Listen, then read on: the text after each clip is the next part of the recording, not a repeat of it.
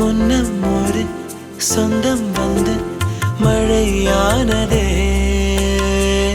மழை நின்று போனால் என்ன, மரம் தூறுதே. வயதால் வளர்ந்தும் இவன் பிள்ளையே, பிள்ளை போல் இருந்தும் இவள் அன்னையே. இது போல் ஆனந்தம் வேறில்லையே. இருமனம் ஒன்று சேர்ந்து இங்கே மௌனத்தில் பேசுதே. ஒரு நொடி போதும் போதும் என்று ஓர் குரல் கேட்குதே.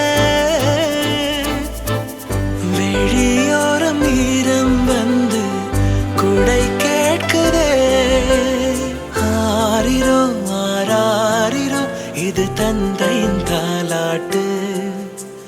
பூமியே புதிதானதே இவள் மழலையின் மொழி கேட்டு.